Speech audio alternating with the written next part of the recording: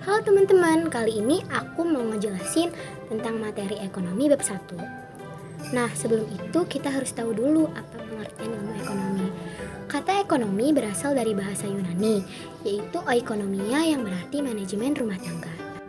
Oikos yang artinya keluarga atau rumah tangga, dan nomos yang berarti peraturan, aturan, hukum.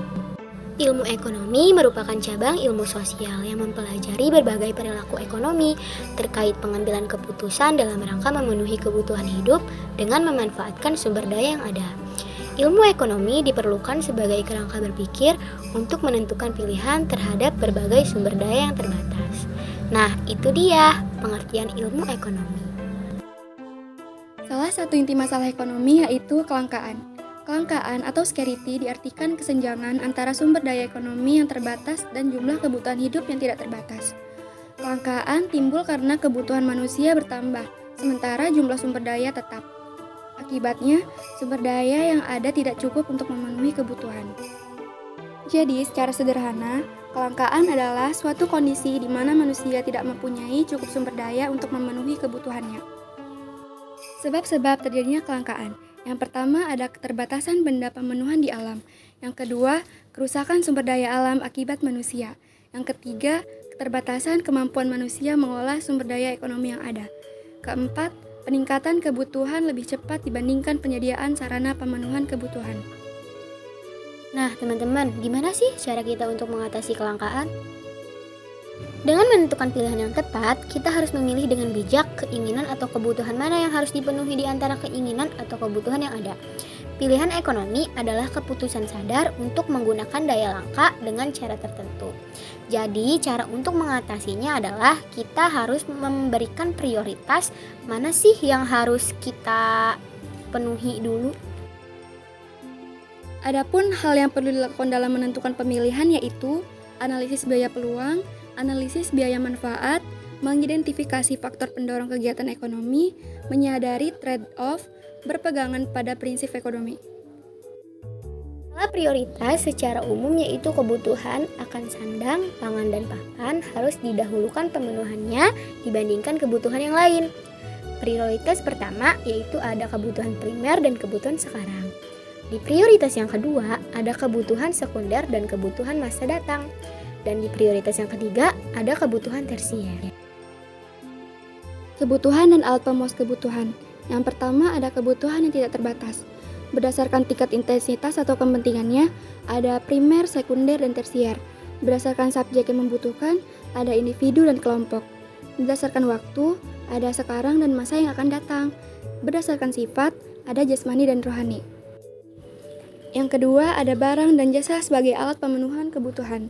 Jenis-jenis barangnya yaitu berdasarkan cara memperoleh, berdasarkan kepentingan, berdasarkan cara penggunaan, berdasarkan cara pengerjaan, berdasarkan cara penggunaan, berdasarkan cara pengerjaan.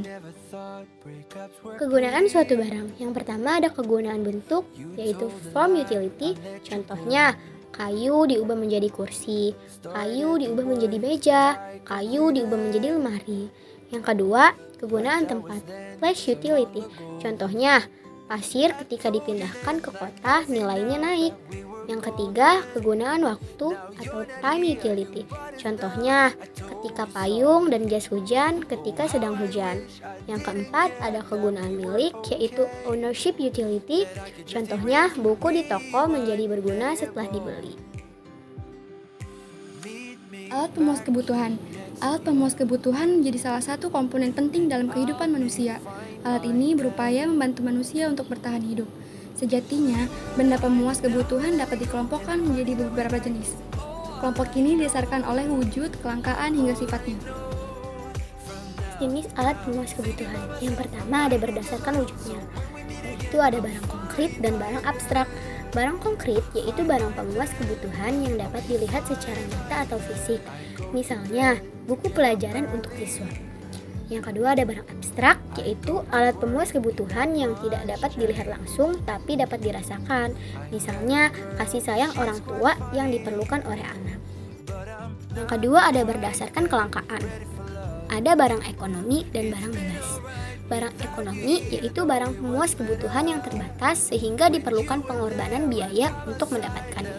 Contohnya adalah alat tulis dan tas sekolah yang digunakan untuk belajar. Yang kedua, ada barang bebas. Barang bebas yaitu barang pemuas keperluan yang tersedia secara melimpah dan tidak membutuhkan pengorbanan untuk didapat.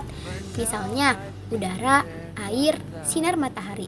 Teman-teman, untuk memperoleh barang ekonomi, kita harus melakukan pengorbanan dan biaya untuk mendapatkannya. Sedangkan untuk barang bebas, kita tidak perlu pengorbanan. Berdasarkan hubungan dengan barang lain, yang pertama ada barang substitusi, barang yang dapat menggantikan keberadaan benda lain. Misalnya, ikan menggantikan daging, kentang menggantikan nasi. Yang kedua ada barang komplementer, benda yang berfungsi untuk melengkapi pengguna benda lain. Contohnya yakni bahan bakar untuk melengkapi kendaraan.